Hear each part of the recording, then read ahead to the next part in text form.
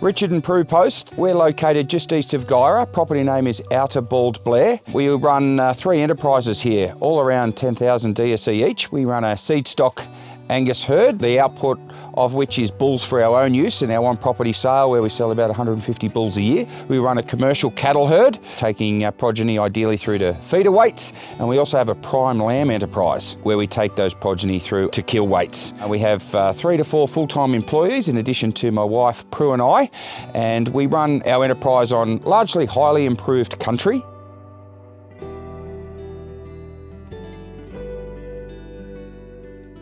A big focus for us post the 2019 drought was to learn and get better at managing our pasture.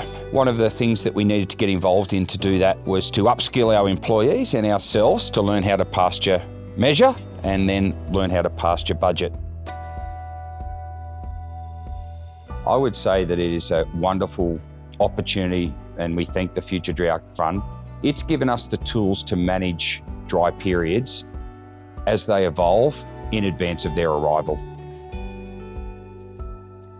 When we have a team of people who are all taking pasture measurements, the integrity to that data is for us to be measuring the same thing regardless of which member of our team is looking at it. So from that point of view, when I heard it was group-based learning, on-farm, practical, so that I could take all of our employees along for the ride as well, it allowed us in a group setting to go from very little knowledge to great knowledge, benchmarking our measurements against other members of people in our group and in our area. It was the key thing that got me over the line to become involved, and I couldn't speak more highly as to how that's actually played out for the outcomes that we're trying to achieve.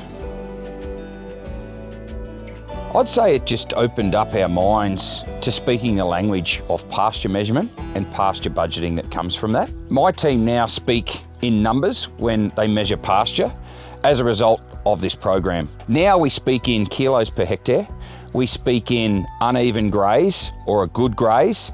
We've learnt over the past 18 months, 2 years, what is a good level to leave a paddock at. The basic skills that we've learnt have morphed into things that we probably didn't even think of at the time, but all of which are contributing to a really positive outcome for us on farm in terms of getting the data that allows us to match how much grass we've got at various times of the year and to match our stocking rate to it. So we've learnt a lot from that group setting and thought about things that we may not have come across ourselves. So it's that sort of collaborative learning when you're all like-minded, heading in the right direction. There's real strength in numbers from people running different enterprises to ours, even though they're quite similar. The environments can be quite different even in a small local area. So from that point of view, it's just facilitated a faster learning speed, I would say, by doing it in that group setting and visiting farms. The project has helped us prepare for both last year's season and this year's season in a really powerful way. Ag 360 has been a wonderful tool for us in terms of looking forward and projecting what we think the season's going to be like. And if I look at calendar 2023, Ag 360 was always well in advance predicting a below average rainfall pattern through until the end of calendar 2023. And it was predicting that from early on in the year. We had used that as a key tool as to how we would set our business up for that dry environment. So we actually made some early destocking calls to try and match that lower rainfall period through our winter months and into spring. That's exactly how it played out. We know from the program what levels of pasture is good to leave when we take stock out of a paddock for it to recover in the fastest fashion and to the best quality that it can.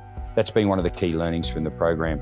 Ground cover is paramount as we run our operation and for the health of our ecosystem. So we aim for 100% ground cover all the time. And the one key common denominator as to the difference in ecosystems is ground cover at all times. It's given us the tools to manage dry periods as they evolve in advance of their arrival. And for that, we have strengthened our business case.